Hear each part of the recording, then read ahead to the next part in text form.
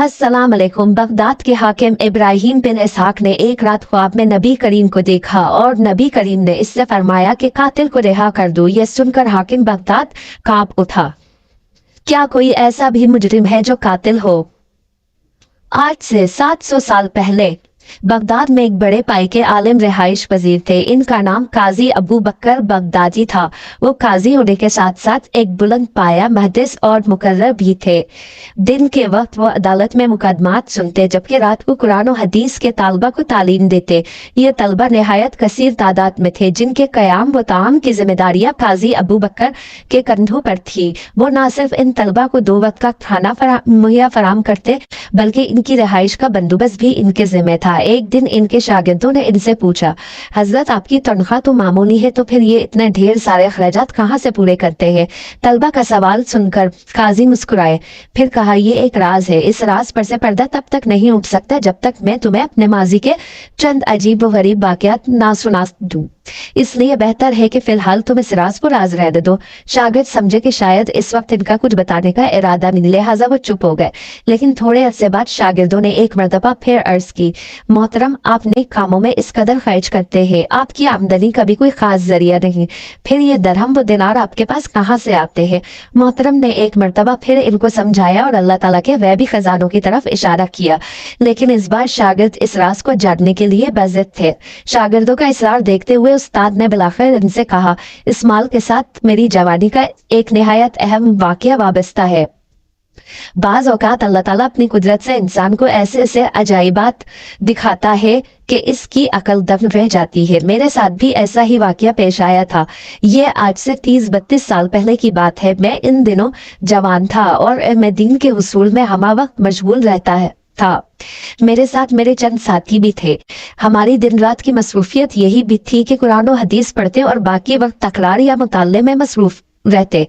इन दिनों यही बगदाद में मुकीम था। शहर के इल्मी हलकों में इन दिनों मक्का मौजमा के एक अरब आलिम और शारा था, जिनका नाम शेख अब्दुल्ला ओसाम था। वो इल्म हदीस में यकताए रोजगार थे और दूर दूर से लोग आकर इनके दर्स में शरीक होते थे। मैंने अपने साथियों से कहा कि मैं मक्का जाकर शेख अब्दुल्ला अज़ाम की सोबत से फैज़याब होना चाहता हूँ। आप लोगों को अगर मंजूर हो तो मेरे साथ चलिए, वरना आप लोगों की मर्जी। मेरे तीनों साथी शायद कम हिम्मत थे, उन्होंने मेरे साथ इतनी दूर जाने से साफ इनकार कर दिया। चुनाचा मैंने रफ्ते सफर बांधा और तनहा मंजिलों पर मंजिलत मारता हुआ मक्का मौजमा पहुंचा। वहां मालूम हुआ शेख अब्दुल्ला फराइश और फिलहाल दर्स हदीस का सिलसिला मौकूफ है। ये सुनकर मुझे बहुत मायूसी हुई। ये जानकर कुछ सुकून महसूस हुआ कि मक्का में इन दिनों बहुत से जलीलुल कदर उलमा मौजूद हैं जो मस्जिदुल हराम में दर्ज देते हैं। अगर शेख से इस्तिफादा नहीं हो सकता तो कम से कम इन बुजुर्गों से इल्म हासिल करना मुमकिन था। चुनाचा मैं बगदाद वापस जाने के बजाय वहीं ठहर गया और हरम के इल्मी मजालिस से अपनी प्यास बुझाने लगा। इन दिनों मेरे साथ एक बदकिस्मती ये हुई कि मेरा राजदर्रा मुकम्मल खत्म हो गया, लेकिन मैंने इसकी कोई परवाह ना की। मेरे पास कुछ खजूरें और सत्तू मौजूद थे, थोड़ा सा जैतून का तेल भी मिल गया। मैंने इन्हीं चीजों को गनीमत जाना और रूखी सूखी खाकर इल्म में मशगूल रहने लगा। चंद ही दिनों बाद मेरा जखीरा खुराक खत्म हो गया। एक दिन ऐसा आया कि मेरे पास खाने को कुछ ला रहा और फाकू तक की नौबत आन पहुंची। इस हालत में ये सोचकर घर से निकला कि शायद बाहर से कोई चीज खाने के लिए मिल जाए, और अगर कुछ भी ना मिला तो हर जाकर अपने रब से मांगूंगा। मैं घर से निकलकर गली में आ गया। इत्तेफाक से मुझे सामने रेशम की थैली पड़ी मिली। दोपहर का वक्त था और हूँ का आलम था। गली बिल्कुल सुनसान थी और कोई शख्स भी आसपास नजर नहीं आ रहा था। मैंने वो थैली उठाई और घर ले आया। घर आकर थैली खोली तो इसमें सफेद रंग के खूबसूरत मोतियों वाला हार निकला। मैंने इससे उलट पलट करके देखा। हार के मोती हर जाविये से इस कदर चमकते थे कि इनको देखकर आंखें दंग रह जाती हैं। मुझे ये समझने में जरा भी दुश्वारी ना हुई कि ये बहुत कीमती हार है। मैंने इसे थैली में डालकर बिस्तर के नीचे छुपा दिया। जोहर से असर तक का वक्त इसी तरह गुजरा। मैं ये सोचता रहा कि ये थैली गली में क्यों पड़ी थी और इतना बेशकीमत हार किसका हो सकता है। इसी दौरान असर की अजान बुलंद हुई और मैं नमाज की अदायगी के लिए हरम शरीफ चला गया। असर की नमाज पढ़कर आया और दोबारा ये सोचने लगा कि या अल्लाह, खबर नहीं इस हार का मालिक कौन है और मैं अब इसे वापस कैसे पहुंचाऊंगा। इसी दौरान गली में शोर और शराबा हुआ। میں نے دروازے سے باہر جھانکا تو دیکھا ایک اونٹ پر کوئی بوڑھا آدمی سوار ہے. اونٹ کے آگے چل آدمی دف بجاتے چلے جا رہے ہیں اور بوڑھا تھوڑی تھوڑی دیر بعد اعلان کرتا ہے کہ مکہ بالو میری ایک تھیلی گم ہو گئی ہے, اس میں ایک ہار تھا, وہ ہمارا خاندانی میراث ہے, تم سب اللہ کی ہمسائے اور قابل تعریف لوگ ہو, جس کو وہ تھیلی ملے برائے مہربانی مجھے واپس کر دے, میں تھیلی واپس کرنے والے کو 500 دینار انعام دوں گا, خدا تم پر رحم کرے مکہ والو. یہ کہہ کر وہ اپنے دائیں ہاتھ کو ہوا میں لہراتا جس میں ایک پھٹے پرانے کپڑے میں دینار واضح نظر آ رہے تھے. میں یہ اعلان سن کر حیران رہ گیا, دل میں سوچے شاید یہ بوڑھا اس تھیلی کا حقیقی مالک ہے, مجھے ضرور یہ ہار اس تک پہنچانا چاہیے. میں ابھی اسی شنشو پنچ میں تھا کہ اعلان کرنے والا اور اس کے ساتھی میرے گھر کے سامنے سے گزرنے لگے. میں لپک کر باہر نکلا اور اونٹ کی لگام تھام کر, بڑے میاں ذرا میری بات سنیے کہو. نوجوان بوڑھے آدمی نے جھک کر کہا, کیا بات ہے, آپ ذرا نیچے اتر کر میرے گھر آئیے. میں نے کہا, آپ کی تھیلی میرے پاس ہے. بوڑھا جلدی سے نیچے اتر آیا. میں نے اسے بٹھایا, بستر کے نیچے سے ریشمی تھیلی نکال کر اسے دی اور پوچھا, کیا یہی وہ تھیلی ہے جس کی آپ کو تلاش ہے؟ بوڑھے نے میرے ہاتھ سے تھیلی چپٹی اور تیزی سے اس کو کھولا. اس میں وہ ہار جو کا تو موجود تھا. بوڑھے نے ہار نکال کر اسے چوما اور پھر مجھ سے مخاطب ہو کر کہنے لگا, نوجوان, یہ ہار سفر کے دوران مجھ سے کہیں کھو گیا تھا, میں اس کی وجہ سے سخت پریشان تھا.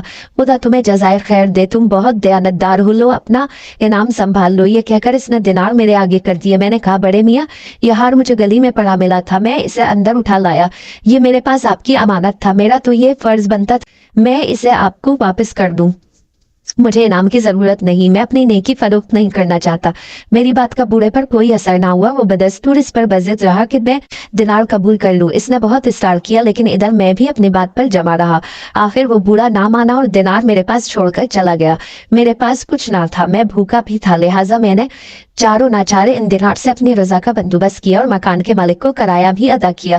اسی دوران شیخ عبداللہ اعظم نے حرم شریف میں دوبارہ درس و حدیث کا سلسلہ شروع کر دیا. میں نے موقع غنیمت جانا اور شیخ کی خدمت میں حاضر ہونے لگا. میں کافی عرصے تک تحصیل علم میں مشغول رہا اور اسی دوران مالی ضرورتوں کے لیے وہی دینار میری کفالت کرتے رہے. آخرکار وہ دن بھی آ گیا جب میں نے جو کچھ سیکھنا تھا وہ سیکھ لیا اور واپس بغداد جانے کے لیے جدہ کی بندرگاہ پر پہنچا. وہاں میں نے بحری سفر شروع کیا. کشتی کا ملا اناڑی تھا. ہم سب اتنا ڈرے سہمے بیٹھے تھے کہ کوئی کسی سے بات نہ کرتا. تھوڑی ہی دیر بعد اندھیرا چھا گیا اور بارش ہونے لگی. ملا موسم کی شدت پر لعنت کرنے لگا. اسی دوران کشتی کھلے لینے لگی اور آخرکار ٹوٹ گئی. اسی وقت ہم جس مصیبت سے دو چار تھے اس کا اندازہ لگانا خاصا مشکل ہے. آسمان پر بجلی کڑک رہی تھی اور نیچے سمندر کی طوفانی لہروں کا شور, اور ایسے میں خوفزدہ مسافروں کی چیخوں پکار جاری تھی. میں اس سارے وقت میں آنکھیں بند کیے کشتی کے تختے سے چمٹا رہا. سارا دن وہ تختہ سمندر میں تیرتا رہا. مجھے یہ بھی معلوم نہ تھا کہ میں کس طرف جا رہا ہوں اور باقی مسافروں کا کیا بنا. آخرکار خدا خدا کر کے وہ تختہ ایک جزیرے کے ساحل سے جا لگا. میں ساحل کی ریت پر جا لیٹا. جب ذرا حالت سنبھلی تو اٹھ کر آگے بڑھا اور جنگلی پھلوں سے اپنی بھوک مٹائی. جب حواس بحال ہو گئے تو دیکھا کہ جزیرے کے وسط میں ایک مسجد ہے اور کچھ دور آبادی بھی ہے. میں مسجد میں چلا گیا. وہاں قرآن پاک کے کچھ اوراق تھے. میں انہیں پڑھنے لگا. مجھے قرآن پاک پڑھتا دیکھ کر آبادی میں سے کچھ مرد اور عورتیں میرے پاس آئے اور کہنے لگے, اے شیخ, کیا آپ عالم ہیں؟ میں ایک طالب علم ہوں. میں نے عاجزی سے کہا. وہ کہنے لگے, اے شیخ, ہم مسلمان ہیں لیکن قرآن پڑھنا نہیں جانتے. آپ مہربانی فرما کر ہمیں تلاوت سکھا دیں اور اگر ہو سکے تو کچھ لکھنے پڑھنے کی بھی مشق کروا دیں. چنانچہ میں نے پیشکش قبول کر لی اور ان کے بچوں کو قرآن و کتابت سکھانے لگا. اس کے بدلے مجھے صبح اور شام کھانا مل جاتا. رفتہ وہ لوگ مجھ سے بہت مانوس ہو گئے. وہ میری قدر کرتے اور بڑے ادب سے مجھے استاد کہہ کر پکارتے ہیں. میری زندگی کے دن یوں ہی گزر رہے تھے. مجھے یہ بھی معلوم نہ تھا کہ میں کہاں اور کن لوگوں کے درمیان ہوں. ایک دن ان کے بزرگ میرے پاس آئے اور بولے, یا شیخ, یہاں ایک یتیم بچی ہے, خاصی مالدار ہے, آپ شریف اللفظ ہے اور تنہا بھی ہے. ہم چاہتے ہیں آپ اس بچی سے نکاح کر لیں, اس طرح آپ کی گزر بسر آسان ہو سکے گی. میں نے انکار کر دیا لیکن وہ لوگ مسلسل اصرار کرتے رہے اور مجھے اتنا مجبور کر دیا کہ آخرکار میں نے ان لوگوں کی بات مان لی. چنانچہ میرے نکاح کے انتظامات ہو گئے. نکاح کی رات جب میں نے اپنی دلہن کو دیکھا تو اس کے گلے میں وہی ہار تھا جو میں نے مکے میں اس بوڑھے کو واپس کیا تھا. میں ہار دیکھ کر بہت حیران ہوا اور گھر سے باہر آ کر لوگوں کو سارا ماجرا سنا دیا. میری بات سن کر لوگوں نے زور سے نعرہ لگایا کہ ان کی آواز پورے جزیرے میں گونج گئی. میں حیران تھا, بلکہ اس بات سے مجھے مزید حیرت ہوئی کہ یہ لوگ نعرہ کیوں لگا رہے ہیں. मुझे परेशान देखकर जजीरे के लोगों ने बताया वो बड़े मियाँ जिन्हें आपने मक्के में हार वापस किया था इसी बच्ची के वालिद थे। आपसे पहले वही इस मस्जिद के इमाम थे। वो अक्सर कहा करते थे मुझे जिंदगी में सच्चे और ईमानदार लोग बहुत कम मिले हैं, लेकिन मुझे मक्का में एक मुसलमान नौजवान मिला था जिसने मुझे मेरा खानदानी हार वापस किया था। या अल्लाह मैं तुझसे दुआ करता हूँ कि मुझे इसे दोबारा मिला दे ताकि अपनी बेटी का निकाह इससे कर दूं। और अब ऐसा हो भी गया। हम सब कुदरत के इस इत्तेफाक पर हैरान है और इसी खुशी में हमने अल्लाह अकबर का नारा लगाया है। इसकी बात सुनकर मुझे बहुत खुशी हुई और मैंने अल्लाह का शुक्र अदा किया। मैं फिर अपनी बीवी के साथ मुद्दत तक इस जजीरे में रहा और बहुत खुशगवार जिंदगी गुजारी। बाद अज़ा जब मेरी बीवी का इंतकाल हो गया तो मैं फिर तन्हा हो गया। कुछ अरसा तो मैं इस जजीरे में रहा, फिर इन लोगों से इजाजत लेकर बगदाद वापस आ गया। वो हार अभी तक मेरे पास था। जजीरे वालों ने बाखुशी मुझे अपने साथ ले जाने की इजाजत दे दी। बगदाद आकर वो हर एक ताजिर को पसंद आ गया। इसने कई लाख दिनार में वो हार मुझसे खरीद लिया। मैंने दिनार अपने पास संभाल रखे हैं। इन्हीं में से मैं तुम लोगों के अखराजात पूरे करता हूँ। चूंकि मैं इसे नेकी के कामों में खर्च करता हूँ, इस वजह से बरकत ही बरकत है। ये दास्तान बयान करने के बाद शेख अबू बकर बगदादी खामोश हो गए और अल्लाह की बड़ाई बयान करने लगे। शागिर्द भी ये जानकर मुतमईन हो गए कि इनके उस्ताद को रब कायनात की तरफ से दौलत अता हुई है। बगदाद के हाकिम इब्राहिम बिन इसहाक ने एक रात ख्वाब में हुजूर अकरम सल्लल्लाहु अलैहि वसल्लम को देखा और हुजूर ने इससे फरमाया कि कातिल को रिहा कर दो। ये सुनकर हाकिम बगदाद कांपता हुआ उठा और मातहत अमले से पूछा कि क्या कोई ऐसा मुजरिम भी है जो कातिल हो। उन्होंने बताया कि हाँ, एक ऐसा शख्स भी है जिस पर इल्जाम कत्ल है। हाकिम बगदाद ने कहा कि इसे मेरे सामने लाओ। चुनाचे इसे लाया गया तो हाकिम बगदाद ने पूछा कि सच सच बताओ वाकया क्या है। इसने कहा सच कहूंगा, झूठ हरगिज ना बोलूंगा। बात यह हुई कि हम चंद आदमी मिलकर अयाशी व बदमाशी किया करते थे। एक बुरी औरत को हमने रखा था जो हर रात किसी बहाने से कोई ना कोई औरत ले आती थी। एक रात वो एक ऐसी औरत को लाई जिसने मेरी दुनिया में इनकलाब बर्पा कर दिया। बात यह हुई कि जब वो औरत मेरे सामने आई, चीख मारकर बेहोश होकर गिर गई। मैंने इसे उठाकर एक दूसरे कमरे में लाकर होश में लाने की कोशिश की और जब वो होश में आ गई तो इससे चीखने और बेहोश होने की वजह पूछी।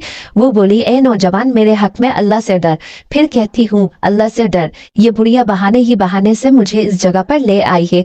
देख, मैं एक शरीफ औरत हूँ और सैयदा हूँ। मेरे नाना रसूल अल्लाह सल्लल्लाहु अलैहि वसल्लम और मेरी माँ फातिमा ज़हरा है।